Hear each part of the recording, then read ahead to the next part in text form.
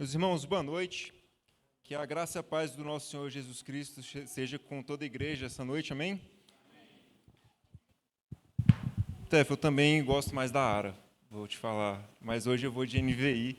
Meus irmãos, domingo passado nós começamos aqui uma série com todos os pregadores da igreja, aqueles que estão estudando pregação, a equipe de pregação, e hoje nós vamos continuar, porém hoje nós vamos expor Apocalipse capítulo 1, que o tema ali é a glorificação de Cristo, Cristo glorificado. E eu queria convidar os irmãos que abram as suas Bíblias em Apocalipse capítulo 1. Nós vamos ler do versículo 1 ao versículo 3 nesse primeiro momento, e mais 3 irmãos vão continuar em outros momentos. Mas eu queria convidar também a igreja que se coloque em pé em reverência à palavra do Senhor, para que a gente possa ler esse texto. Apocalipse, capítulo 1, do versículo 1 ao versículo 3.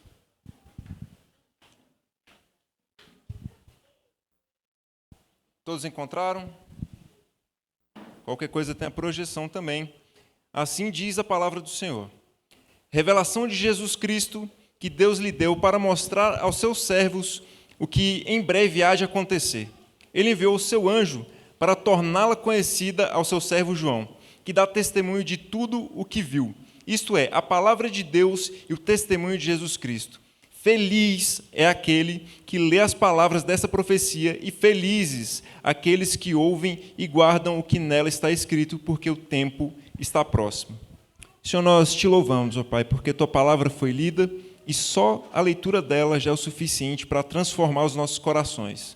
Nós te louvamos, ó Pai, porque o Senhor entregou ela a nós podemos lê-la livremente, nós podemos expor livremente a Tua palavra e pedimos, ó Pai, que nesse momento o Senhor nos use como instrumentos Teus, para que nós possamos proclamar a Tua palavra e que a visão de Cristo glorificado transforme os nossos corações para a honra e glória do Teu santo nome.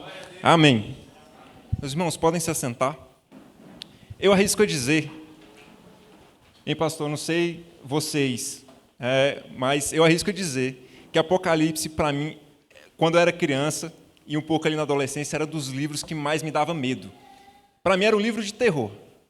Eu lia, eu ficava com medo, eu já parava de ler, alguém lia, eu já ficava receoso, ficava ansioso. E quem lê Apocalipse a primeira vez desavisado, os livros do Stephen King parecem uma brincadeira, porque realmente dá medo. Porque a gente, no primeiro contato, não entende que é um livro sobre esperança. Na verdade, Apocalipse não é um livro de terror. Ele é um livro sobre esperança, e esperança para nós. E aqui, quando a gente lê esse texto, ele fala de uma revelação. Que revelação é essa? O significado mais simples da palavra revelação é descobrir algo. Algo está encoberto. Algo que estava oculto. E agora a gente vê a luz. E então, o que na verdade está sendo revelado aqui? O texto diz, revelação de Jesus Cristo. E muitos tendem a interpretar como sendo uma revelação acerca da pessoa de Jesus. Mas aqui o sentido não é esse. Pois o objeto da revelação aqui não é Jesus. Ele é o agente. É ele quem traz a revelação. O Pai deu a Jesus a revelação desse mistério. E Jesus deu essa revelação à igreja.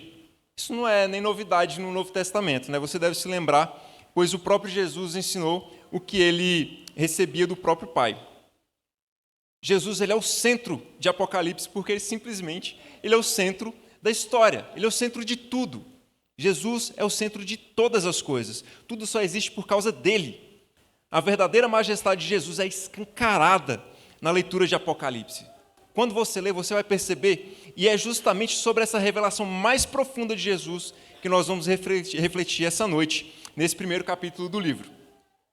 É o Jesus glorioso e majestoso, completamente diferente daquele Jesus, um corpo cansado, cheio de feridas dos evangelhos. Aqui é um Jesus diferente daquele Jesus desprezado e rejeitado pelos homens. Aqui a verdadeira face do Rei dos Reis é exposta para que a gente possa ver. Então o título do livro não trata de uma revelação acerca de Jesus, e sim das coisas que breve aconteceriam naquele lugar e acontecerão ainda. Contudo, ao tratar disso, ele acaba revelando mais coisas sobre o Filho de Deus. Em seguida, João, ainda no início do seu livro, ele traz uma afirmação para que a gente possa ter um alerta. não é uma revelação baseada em especulações humanas, em invenções humanas, e sim um testemunho de Jesus. É a própria palavra de Deus. Esse testemunho de Jesus é, na verdade, um convite para que você olhe para a vida de Jesus e o cumprimento das profecias. Todos os evangelhos estão repletos de profecias sendo cumpridas na vida de Jesus. Eu destaco, inclusive, uma vez que ele leu o texto de Isaías, dizendo que o Espírito do Senhor estava sobre o servo para libertar os cativos. E naquele momento Jesus diz: hoje se cumpriu o que vocês ouviram. Mas podemos ir além. Vejam o testemunho de Jesus por meio da ressurreição. Deus prometeu que haveria um Messias, e isso se cumpriu. Messias que disse que morreria, mas ressuscitaria ao terceiro dia. E isso se cumpriu também. As profecias do Antigo Testamento se cumpriram. E eu te pergunto, por que não confiar agora no testemunho de Jesus? Por que desconfiar?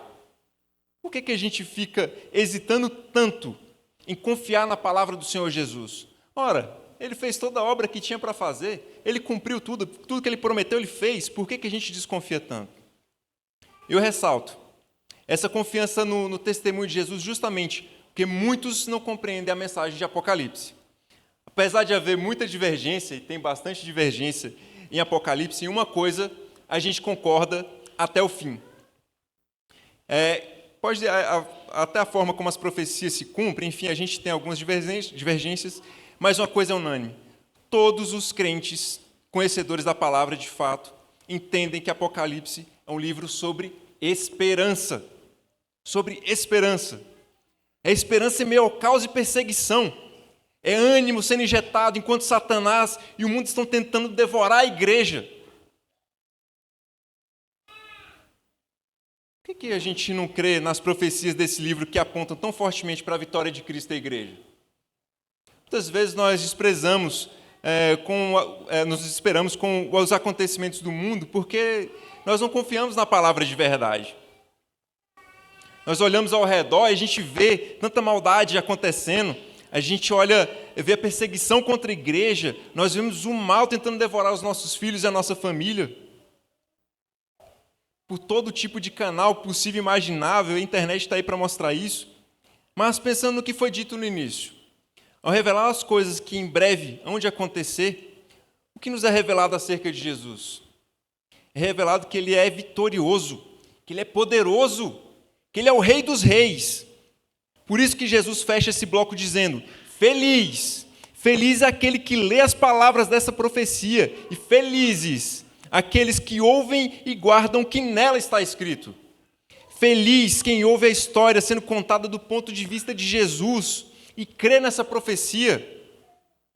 Vive em paz aquele que ouve a história cheia de perseguição, morte, dor, sofrimento, mas com a última palavra sendo de Jesus. Uma palavra de bênção, uma palavra de vitória. Olha, vou te falar uma coisa. Não dá para fugir das perseguições e da maldade desse mundo, mas dá para sonhar e crer na vitória final de Cristo e da igreja.